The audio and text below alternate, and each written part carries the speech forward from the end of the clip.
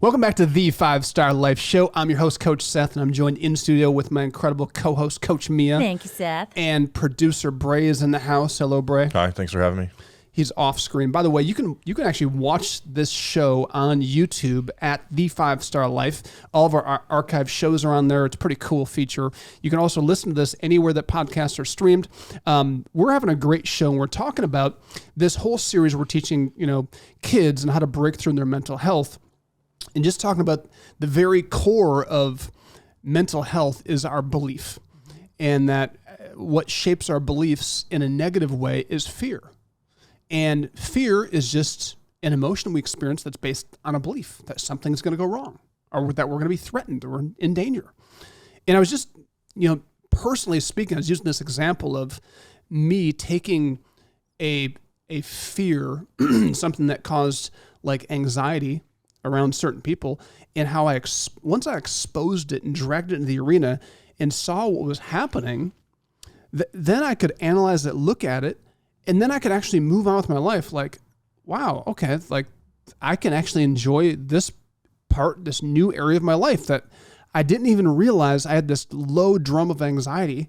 It wasn't debilitating necessarily, but it was definitely affecting me. And I just think that we have so many things in our lives that we're so used to fear and anxiety and these low, dull roars that we are not living as the best versions of ourselves. The freedom, the joy, the peace, the happiness that we were created to enjoy as a norm isn't being experienced by most people. I also think people have a fear that like once you tackle it, like, wait, but that feeling comes back. And, like, what do I do? Yeah. So, and this is the great thing about, fear and anxiety and our thoughts is it's just an emotion. I mean, just understanding the reality that emotions they're not necessarily true. They're just feelings. They're real, but they're not always true. There's a big difference between something being real but not being true. Mm-hmm. So a thought, it's just a thought. But the thought can trigger an emotion. Sometimes an emotion that triggers a thought. But when you take a thought and you wrap emotion around it, that's when it comes to belief, right? Mm-hmm. So we talk about this with kids.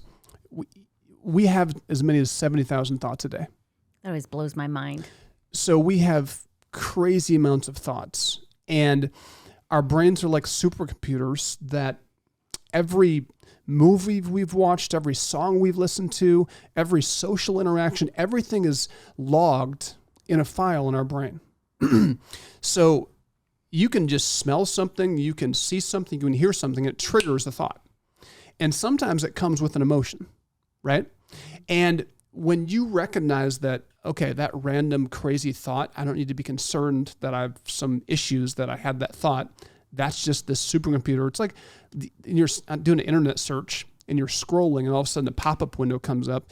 You don't think, oh my gosh, what's wrong with my computer? No, you think, this is a pop-up. There are hackers, there are bots, there are things that are popping up.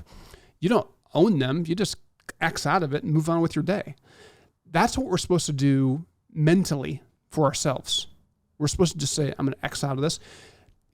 When you can do the same thing emotionally, right? You have this emotion. It's just an emotion. Is this what I want to experience right now? And you can do the same. You can drag that into the arena and say, why am I experiencing this anxiety or this fear or this anger or whatever? Drag it into the arena. Okay, what do I want to experience right now? And what do I need to change to experience that? It's breaking down our lives into these little practical chunks to, in the moment, say, what's going on? Mm-hmm. It's amazing how much control we can have if we choose to take control. But again, our emotions don't want us to take control. They love just to be in the moment. Let me be free. Let me spaz out. Let me have a little fun here. But then the repercussions are awful, and they just reinforce that bad cycle of mental health. And we're teaching kids, actually starting at our Early Learning Academy, all the way through to understand this. And yeah, so I mean, we get wrapped up in our emotions, and what we got to do is we have to get unwrapped up in our emotions. Mm-hmm. The same way we get wrapped into our emotions, we can unwrap our emotions, and we can say, hold on, time out. This fear, this sadness, this anger, this whatever, I am going to unravel it. I'm going to unwind it. And it's taking a breath and stepping back and identifying, where is it coming from? Is it true? And what do I want to change out of this? My toddler little granddaughter, who's in the Early Learning Academy. So I take a deep breath. But, it's true. I think even as adults, we should take a deep breath and kind of step back from our emotions sometimes. So the second step, I think we have time to talk about this, is then we have to take the next step. That's defensively. Like, we're playing defense. If we're just evaluating and bringing our emotions and our thoughts into that arena and really evaluating our beliefs, like that's just to protect our mental health. But if you want to go on the offense and really do some damage and have a high level of mental health, you've got to tap into your imagination. So anxiety is what? Me using my imagination to think about everything that's going to go wrong. I'm picturing all the rejection. I'm picturing the empty bank account. I'm picturing whatever the fear is. I'm using it's not real yet.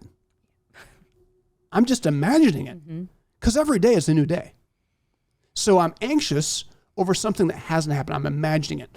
We're using our imagination in the reverse order of the way we were wired to use our imagination. We were supposed to use our imagination to move forward, to imagine who we want to be, to imagine what we want to experience. That's what our imagination's for. And our imaginations are incredible. So you have thoughts on that? Go ahead. No, it always amazes me that it's so simple. It is. But some people, your whole life, you're going backwards. It's constantly going backwards. And so you think about the way the imagination works. You can step into a dark room and all of a sudden have a fear response because you see a zombie or an intruder or something, and you flip the lights on, and it's the same chair that's been in the corner for 5 years. That's our imagination at work. And so psychologically, we know that the 70,000 thoughts a day, 85% of them are negative. We're prone to the negative. So this is where being intentional, using our imagination to think on purpose, is really powerful. So that's why every day I get my calendar out. Goodness sakes, that's awful.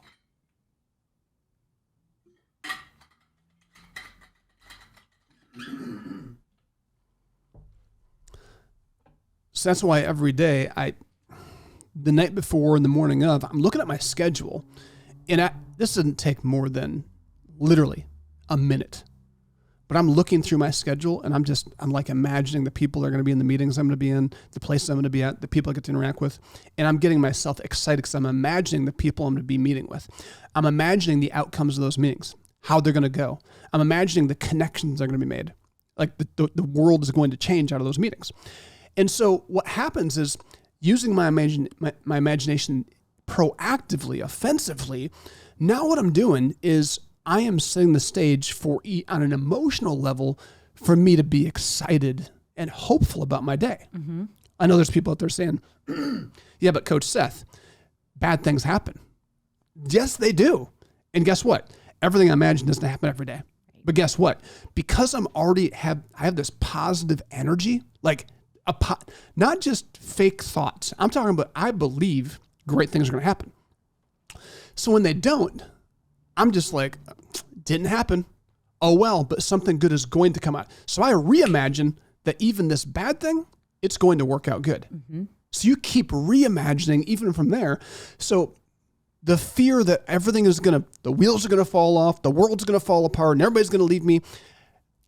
If I can take the first step and I can play defense and block those thoughts and be offensive, it's amazing how you can really live in a perpetual state of peace, which that's when you're powerful.